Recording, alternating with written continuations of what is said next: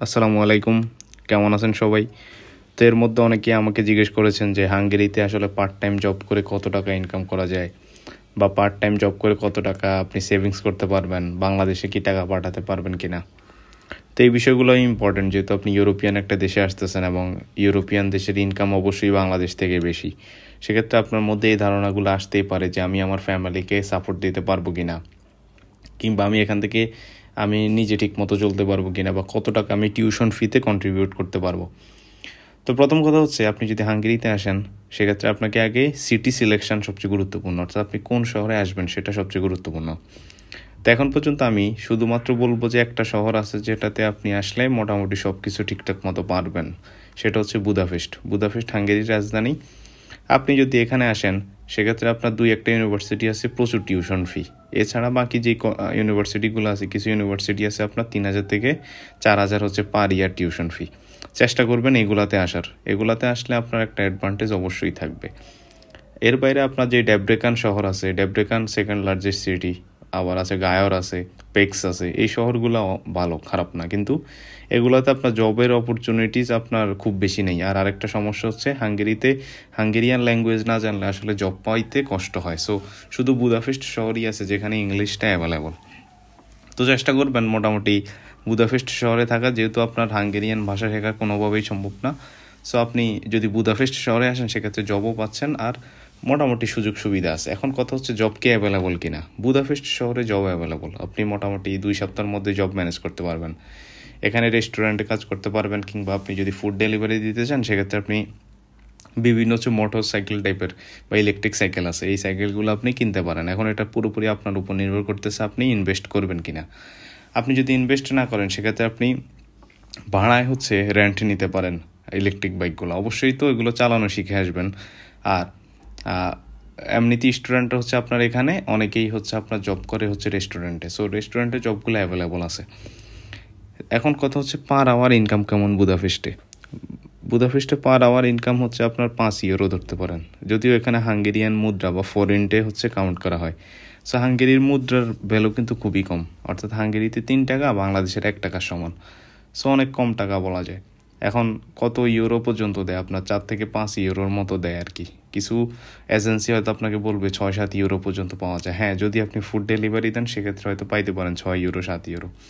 এর বেশি আসলে অন্যান্য চাকরি করে আমার মনে হয় না 4-5 ইউরোর বেশি ইনকাম করা সম্ভব হইতেছে। এখন কথা হচ্ছে আপনি তো যদি 30 ঘন্টা করে চাকরি, ঠিক আছে, অন্যান্য ইউরোপিয়ান দেশে যেরকম 20 ঘন্টা পার উইক, এখানে কিন্তু 30 ঘন্টা হচ্ছে লিগ্যাল। আর ইলিগ্যাল করলে আপনি আরও বেশি করতে পারবেন, সেটা আপনার ব্যক্তিগত বিষয়। কিন্তু যদি পড়ালেখা করেন সেক্ষেত্রে হচ্ছে আপনার 30 ঘন্টা হচ্ছে সপ্তাহে চাকরি। তাহলে সে সপ্তাহে 30 ঘন্টা হলে আপনি যদি আমি 5 ইউরো করেও যদি ধরি, সেক্ষেত্রে 3×5=15, 150 ইউরো।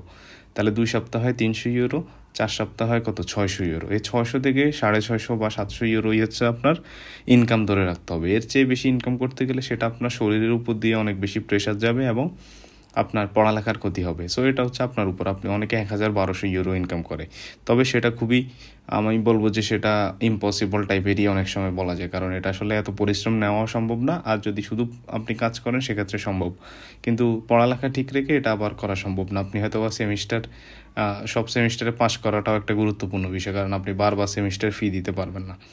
এখন হাঙ্গেরিতে লিভিং কস্ট কেমন। হাঙ্গেরিতে যদি আপনি 200 ইউরোর মতো একটা শেয়ার্ড অ্যাপার্টমেন্টে থাকেন, 200-220 ইউরোর মতো হয়তো খরচ পড়বে। আর হচ্ছে আপনার বাকি খরচ মিলিয়ে আমি বলবো যে 350 থেকে 400 ইউরোর মধ্যে আপনার হয়ে যাওয়ার কথা। 100 ইউরো খাওয়া, আর বাকি হচ্ছে আপনার ইউটিলিটিস বিল আছে, আর কিছু হচ্ছে আপনার ব্যক্তিগত খরচ মিলিয়ে 400 ইউরোর মধ্যে আশা করি চলা সম্ভব। তো 400 ইউরোর মধ্যে যদি আপনি চলেন সেক্ষেত্রে হচ্ছে আপনার তাহলে সেভিংস থাকতেছে কত ইউরো। যদি আমি 600 ইউরো বলি তাহলে 200 ইউরো, আর যদি আপনার আরেকটু বেশি করতে পারেন তাহলে হচ্ছে 800 ইউরোর মতো ইনকাম করে অনেকেই। তবে মেয়েদের ক্ষেত্রে খুব বেশি ইনকাম করা সম্ভব না। সো যদি ছেলেরা হয় সেক্ষেত্রে আমি বলবো যে 700 ইউরো বা 800 ইউরো ইনকাম যদি করেন, আপনার 300 ইউরো সেভিংস থাকতেছে, বা 200 ইউরো, এর বেশি আসলে সেভিংস করাটা অনেক টাফ হবে।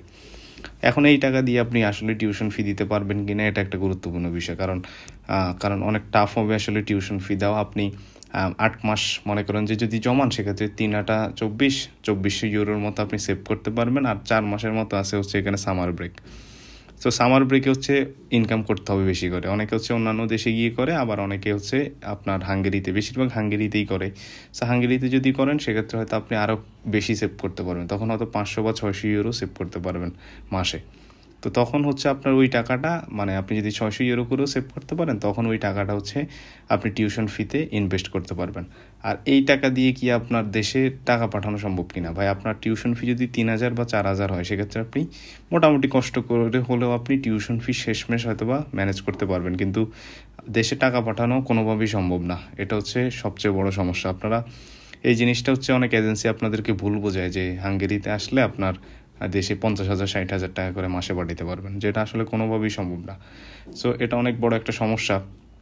আপনাকে অবশ্যই এখানে এসে আপনার পড়ালেখা করতে হবে, টিউশন ফি দিতে হবে, এবং আপনার যে লিভিং কস্ট সেটা তো অবশ্যই আপনার নিজেরই বহন করতে হবে। কারণ এখানে যারাই আসে কেউ আসলে বাড়ি থেকে টাকা আনে না। ওই রকম কারো টাকা যদি থাকে সেক্ষেত্রে তো সে অবশ্যই ইউকে বা অস্ট্রেলিয়া ওই দেশগুলোতে যাবে, সে তো আর হাঙ্গেরিতে আসবে না। হাঙ্গেরিতে ওরাই আসে যারা মোটামুটি মিডল ক্লাস ফ্যামিলির ছেলে। সো এখানে আসে আপনার হচ্ছে নিজের খরচ নিজেরই বিয়ার করতে হবে। সো সব খরচ টরচ বাদ দিয়ে আপনার সারা বছর যদি একটানা পরিশ্রম করে যেতে পারেন, তাইলে এরকম একটা হচ্ছে আপনার সুযোগ সুবিধা পাবেন। এর বাইরে আমার মনে হয় না খুব বেশি ইনকাম করার সুযোগ আছে। তো এই আর কি, আপনার যদি কিছু কাজ শিখে আসেন তাহলে ভালো। যেমন আপনি যদি চুল কাটার কাজ শিখে আসেন, তাহলে হচ্ছে টেকনিক্যাল কাজগুলো শিখে আসলে ভালো, বা আপনার যদি ফ্রিল্যান্সিংয়ের কোনো অভিজ্ঞতা থাকে, এই কাজগুলো শিখলে অবশ্যই ভালো। এর বাইরে আসলে নর্মাল কাজ করে এর চেয়ে বেশি ইনকাম করা সম্ভব না। তো আজকের ভিডিও এই পর্যন্তই। আসসালামু আলাইকুম।